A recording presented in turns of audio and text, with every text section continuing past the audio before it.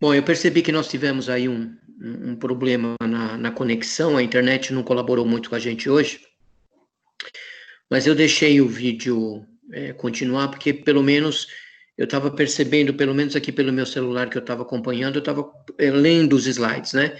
Mas eu percebi através de mensagens que vocês foram enviando para mim, que parece que vocês não estavam conseguindo visualizar, o áudio estava ruim, estava picotando, outros não estavam escutando e tudo mais, tá?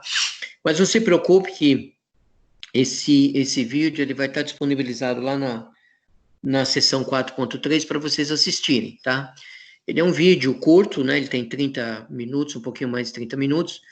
Ele fala sobre equipes, né? Formação de equipes, de que forma você precisa estar inserido na equipe, e ele dá algumas dicas de como você se relacionar, né? O que é preciso fazer para você se relacionar dentro de uma equipe. E uma das coisas que ele comenta, que é muito interessante, é a forma de você trazer crenças e valores do passado, não é? Então, eu não sei se alguém conseguiu acompanhar ali, mas depois é interessante vocês assistirem, que ele dá o exemplo ali dos elefantes, né?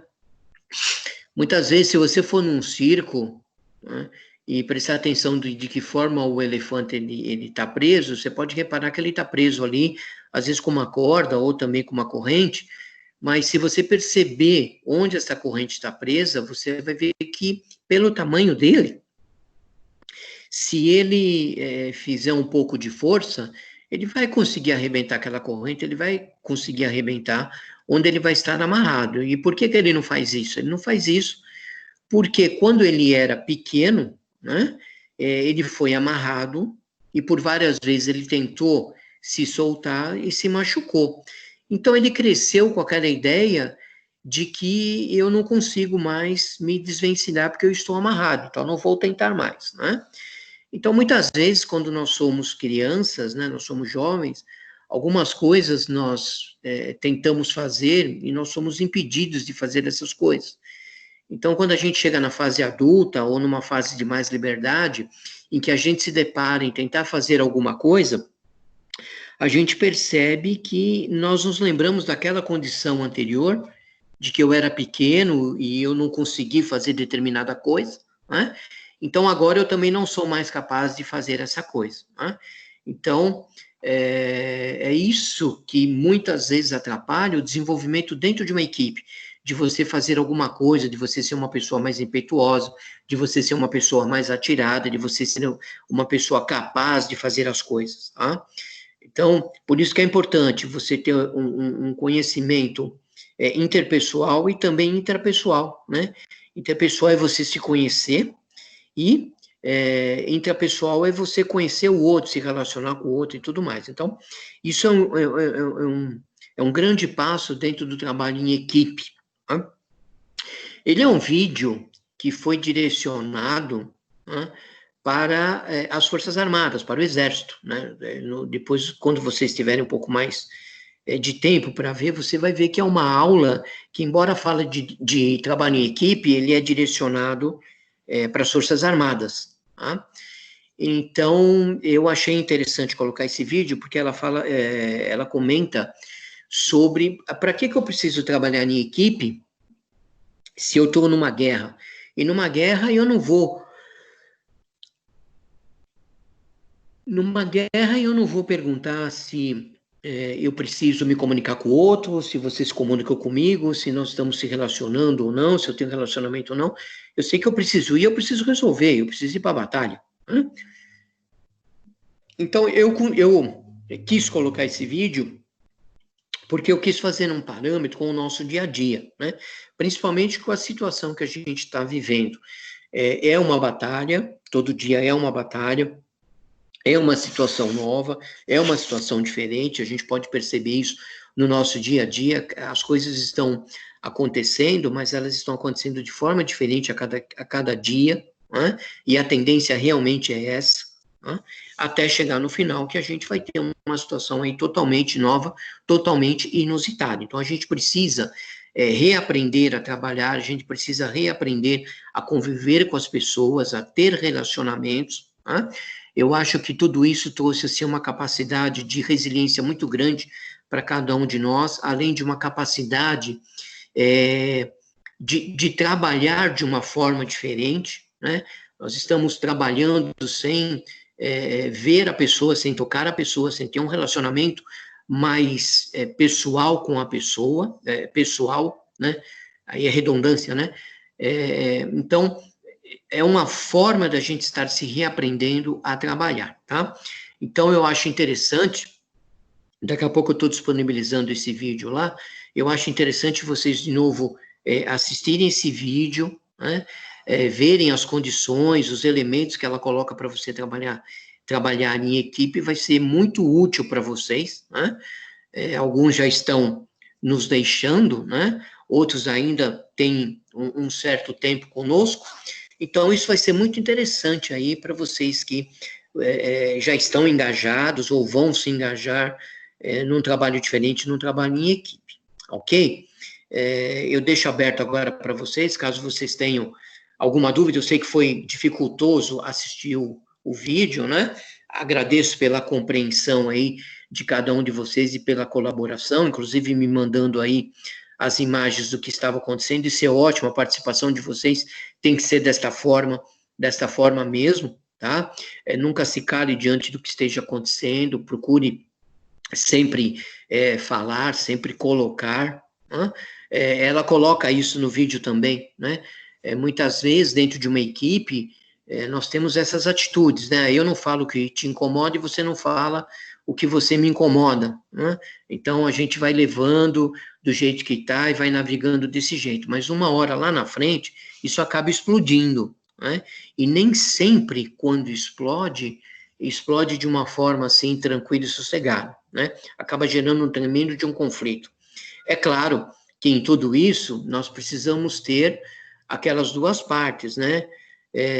Escutar e ouvir. Né? Não é só eu falar, não é só eu ouvir.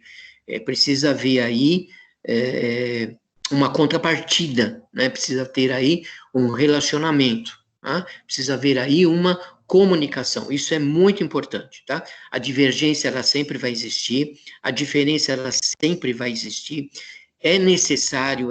São necessárias essas diferenças, o conflito, ele é necessário, porque é através de todas essas coisas que nós crescemos, tá? Se todo mundo pensar igual, se todo mundo fazer igual, se todo mundo agir igual, nós não temos um crescimento. O crescimento se dá através das diferenças, porque eu passo a ver alguma coisa que o meu colega de equipe está me mostrando, eu não via desta forma, eu estou vendo agora desta outra forma, tá?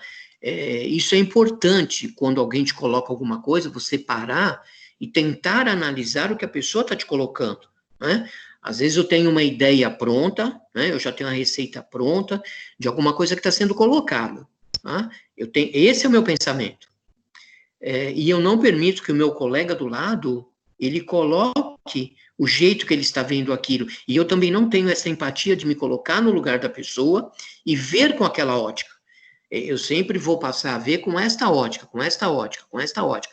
Eu não estou querendo dizer com isso que nós não temos que ter relacionamentos, né? De forma alguma. A gente precisa expor as nossas ideias, ver do jeito que eu vejo e tudo mais. Mas eu também preciso ter a capacidade de aceitar a ideia do meu colega, tentar entender a ideia do meu colega e, a partir disso, tentar ou não construir um novo conceito, tá? Eu posso continuar tendo o meu conceito? Posso, né? Não vou mudar minha ideia, eu não estou vendo desse lado, mas eu preciso parar, pensar, agir, para entender. Vou dar um exemplo prático para vocês aqui, para a gente fechar a aula, tá? Essa semana eu estava... eu não escutei uma entrevista que o Leandro Carnal deu na CNN. A CNN, ela tem trazido boas entrevistas, né? Vale a pena você, se tiver tempo, pôr lá no canal e você assistir, que ela está trazendo boas entrevistas. E ela trouxe o Leandro Carnal, né? Naquele programa O Mundo Pós-Pandemia. E depois eu assisti o replay disso, né? Eu não tinha assistido. Mas minha esposa veio e comentou comigo algumas colocações que ele havia feito. Então, veja como é importante a comunicação. E ela fez uma colocação, ela colocou uma colocação do Leandro para mim, em que eu disse, não, mas eu não concordo com essa colocação. Olha, o cara é um mestre, o cara é o top. Quem sou eu para não concordar com a colocação de uma pessoa ilustre como ele, né? Mas eu não consegui entender e debati isso, né? Falei, não, eu não vejo por esse lado, eu vejo por essa ótica, assim, assim, assim, assim, assado. Né? Bom, ficou por isso mesmo. E ela tentou relembrar a forma que ele procurou o vídeo para me mostrar, tal, porque ela percebeu que eu talvez estivesse vendo de uma outra forma. Tá? À noite, qual foi a coincidência? Reprisaram lá a entrevista dele, eu consegui assistir, e ele colocou de novo aquele mesmo pensamento.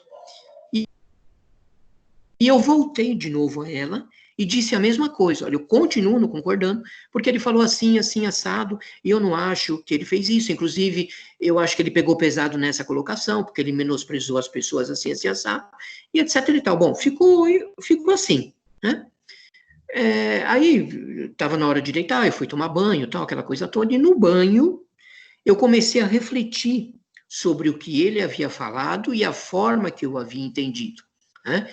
Então, eu parei alguns minutos e refleti sobre realmente a forma que ele estava colocando aquilo, tentando entender o jeito que ele estava fazendo aquela expressão.